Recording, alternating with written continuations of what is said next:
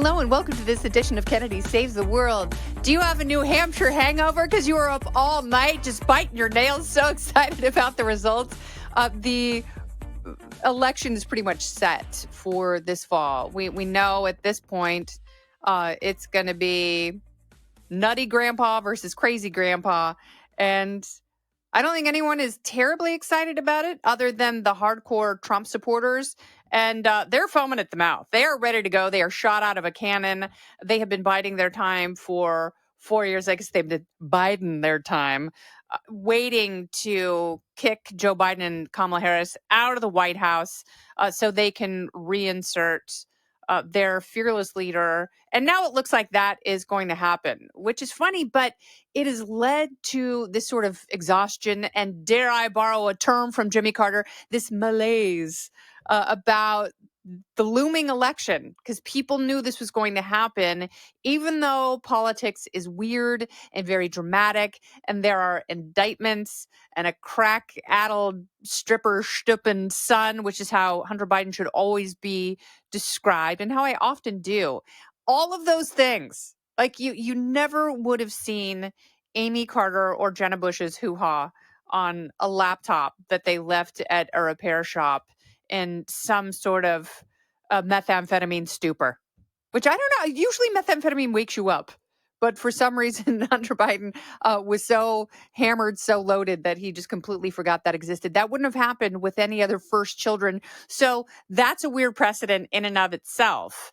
And then you have the other guy who's been indicted in every other jurisdiction, has been taken off the ballot in Colorado and Maine for being an insurrectionist, all these various things. So given the amount of drama that we have been addicted to in our political cycles, in our political life, which politics used to be very much in the background of most people's lives, and now it is in the forefront. And now your politics, that is the red line for a lot of people you associate with, whether or not you can be trusted, you can be in the clan, you're part of the group, based on whether or not you love or hate Donald Trump. So he is the driving force.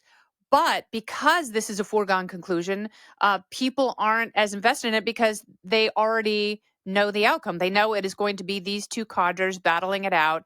Ron DeSantis, we saw this last week, and I was on the big weekend show on Fox News on Saturday, and we had gotten word that the Florida governor had canceled all of his Sunday morning appearances. And it's like, well, he's pulling out of the race, which he did in short order because he didn't want to lose again. He had no clear path, and he had a horrible campaign. And I know Kurt Schlichter was really mad at Politico for the op-ed they published saying that it was the worst Republican presidential campaign in history. I don't think it was that bad, but it certainly didn't capitalize on DeSantis' strength. So did he stay in too long? That's what she said. But now he can look forward to 2028, and depending on what he does in Florida and if he is able to replicate some of the economic success without getting distracted by the culture wars, sure, he is a viable candidate in 2028. Nikki Haley, she is the more interesting outlier here in terms of a future candidacy, because the longer she stays in, she is really forced, as being the only person who is left on the stage with Donald Trump, she is forced to be the contrast. That means that she has to attack him and try and tear him down. Other than people who grudge voted against Trump because Joe Biden didn't have a presidential record, that hasn't worked.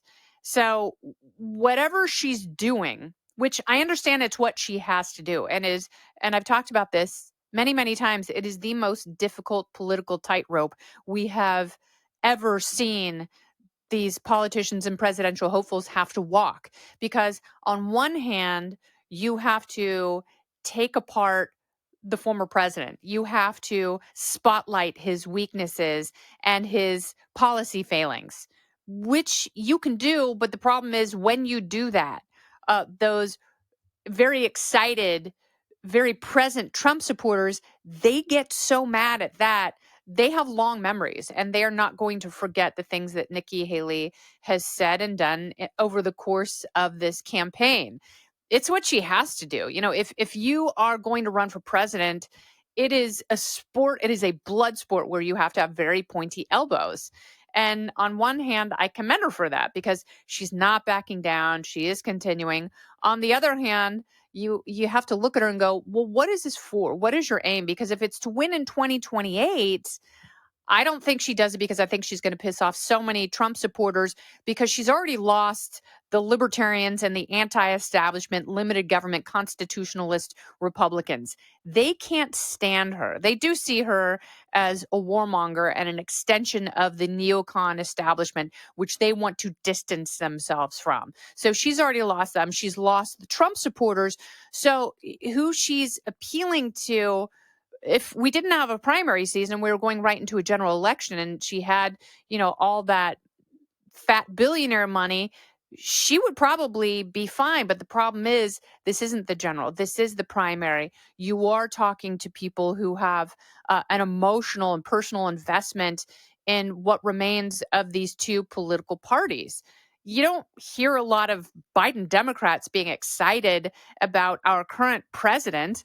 He is an embarrassment. 20% of the country thinks that we are on the right track.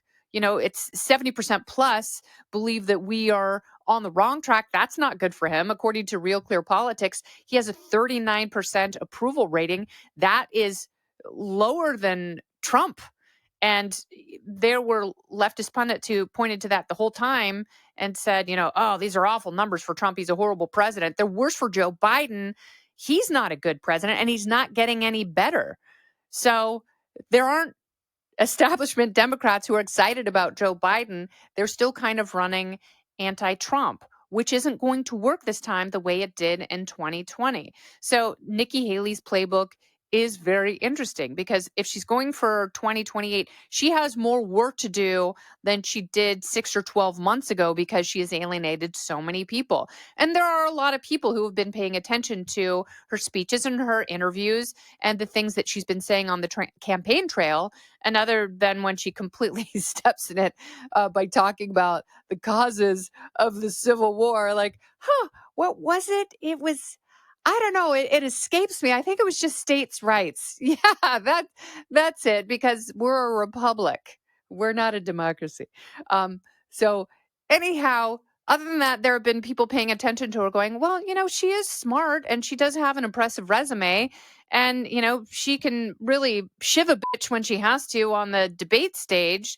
And she looked better than Vivek, and they have their little blood feud for whatever reason.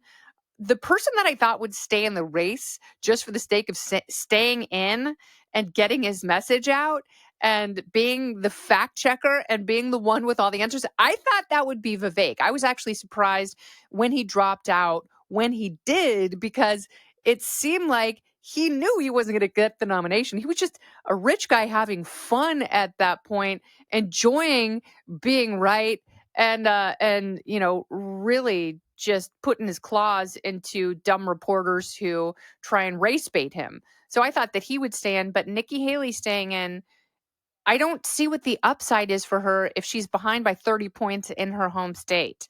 Losing in New Hampshire, no one's ever going to remember that. They will remember that she was the last one out. So if Trump is in prison, I mean, he's already been indicted. That has only boosted his chances, which again, weird politics, weird time.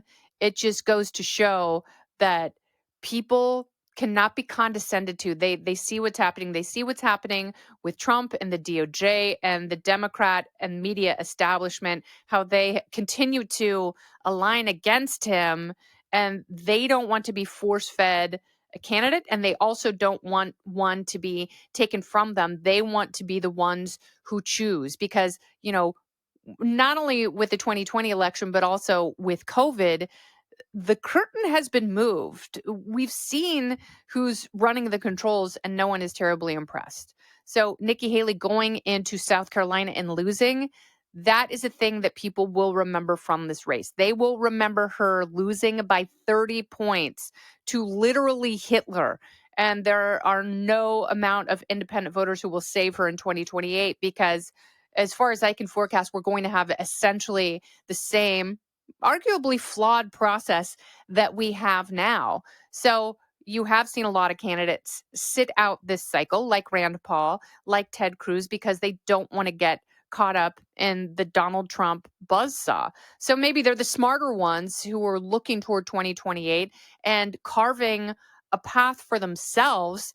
And I think of the two of them, Rand Paul has certainly created the more interesting, consistent argument for his continued fight for limited government constitutionalism and really just giving Anthony Fauci a well-deserved facial disgraceful. I think Nikki Haley would be pretty dumb to try and stay in until South Carolina. I understand she wants to look tough. She wants to show off those shiny, pointy elbows. It won't be enough for her if the goal is to, I guess, get the silver medal and hopefully be the person that people go, well, I mean, I guess she's still there. She's a warm body if Donald Trump is in prison, but I don't see that happening either.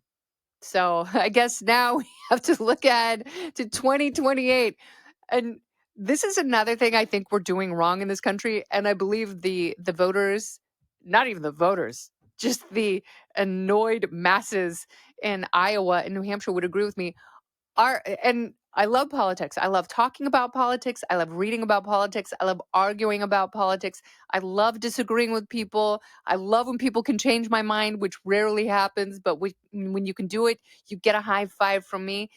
Our election cycles are way, way, way too long. We're talking about 2028 because we are so overwhelmed with the mundacity of knowing the outcome in November. We know what our summer is going to look like. We know election night is going to be insane. Inauguration day is going to be crazy. The fact that we already know that, it leads to this level of boredom. So we have to start talking about 2028 now, because then people are going to be dead. We will have no choice but to hopefully shift our politics in the correct direction. And by correct, I mean one that aims unapologetically for freedom. This has been Kennedy Saves the World. I'm Kennedy. Listen ad-free with a Fox News Podcast Plus subscription on Apple Podcasts, and Amazon Prime members can listen to this show ad-free on the Amazon Music app. Oh, go ahead and leave me a review while you're there. I'd love to hear what you have to say. You've been listening to Kennedy Saves the World on the Fox News Podcast Network.